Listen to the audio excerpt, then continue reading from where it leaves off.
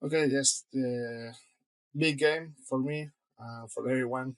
I decided to open a6 of clubs under the gun, 100 big blinds, effective. I decided to open big, 3x, because people are playing pretty loose pre-flop, and I think I punish his wider call cards by opening a little bit bigger. Paul Pua decided to call 6-5 suited in the cutoff, which I think is pretty standard. Sometimes he could three bet too, but I think call is totally fine. And ST decided to call in the big line. ST is a player I didn't play much before with him, but surprised me during this cash game. He played pretty well. And in this hand, this is a flop. I don't want to see bet a lot because big blind have way more two pairs and straight than me. Also, Paul Pua have all the set. He could call with deuces, threes, sixes. Also, five for suited. Uh, so I decided to check. I will check most of my range in this spot. Um, I have a pretty good, strong hand with the top pair and the nut flush draw. And Paul Pogba decided to bet big in the bigger side, like 60% pot. I think it's totally fine. He can go smaller or this side. Both is normally a mix. I think the big size is fine. And I still decide to check raise here, knowing that he have a lot of more straight than us and two pairs than us. I think his hand could play as a call or as a raise. Both options are totally fine. And they create me really weird dynamic here because my range is a little bit fucked here, facing a big bet by Paul and a raise by ST. But my hand is really, really strong. So I think calling is the best option. I think going all in didn't have too much merit because I just going to make them fall worse hand than mine. And I think call is the best option here. And that creates Paul a really tricky situation because ST range should be strong and my rate is super strong. When I call here and a bet and a raise, I have really few hands that can call here, and all of them are really good ones. So 6-5 is gonna be close here. I think he could also fall on right now, but the odds are really good for him. So I think calling is okay. It's gonna be super close in my opinion. Turn is a jack. This jack didn't change much because it's one of the blank cards. And HT decided to check, and I have one decision here between checking and betting. My exact holding, I think, is better to check. I want to keep Paul and ST with the worse draws than me. Both rangers have many flush draws in his range, Paul and ST. So I wanna dominate his flush draw when the flush complete. I think I can cooler them pretty often, and also I don't think they will fall better hands than a6. Not many. Paul Pua could have like eights, nines, tens, hands like that, but that hands maybe fold on the flop after the raise and my call.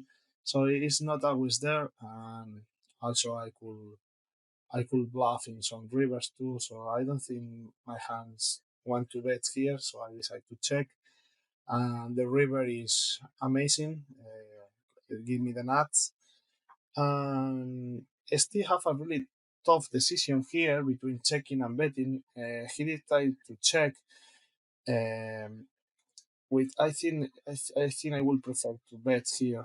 Um, uh, Paul Pua and myself have better, worse flashes than him, and he could get some value and also some straight. I think I would like to bet in his small size, but he decided to check, and then I have a tough decision here between betting all in or going for a smaller sizing. My thinking process in that moment is that both ranges of my opponents have many, many flush draws and many flushes. So I don't think they will fall a flush against me to 1.1, 110% bet, more or less, all in. And I decided to go all in because of that, because I don't think most of the people will fall a flush here. And Paul Pua have a tough decision here, and you can see by his stalls that he's suffering a lot. He doesn't have a strong hand, which created a big dynamic then for HT to take his decision. I think Paul should fall here. I don't have enough bluff, I think. And he have many flushes. He have many hands better than this one to call with. I know it's tough to fall straight in this spot, and most of the many players will call me here, but I think he only have to call with flush here, and he decided to call me here. But as you can see by his tells, he is not really happy about that. So that creates a super hard dynamic for HT, because I think after all these live tells that Paul have thinking in the river, I think HT is always winning to Paul. But of course, he's really worried about me having the nut flush, which is um, the most common hand I will have in this line. So you have to think about my bluffs and where my bluffs come from. Uh, of course, it's easy to play the value. The value is high flush or hand like that, or king high flush. But having him king high flush, that's uh, polarize my range even more. So I have bluff or ace high flush, and I still have a really good odds because the Paul Pua money, I think, is always dead for him, because he's always betting Paul after all these tells. I don't think he's making all all of these physical tells with ace high flush. So it's a really tough situation for his team. My main bluff coming from aces with the ace of clubs. But even aces with the ace of clubs is not a mandatory bluff, because I could see bet sometimes. I could not call the flop because it's really tough against two players in that flop. So if I reach the river with aces with the ace of clubs, I will bluff for sure, but I'm not sure I always get into the river with aces with the ace of clubs. And I always need a big blocker to bluff this river because both ranges have a lot of flushes. So I think he still have a really, really tough decision.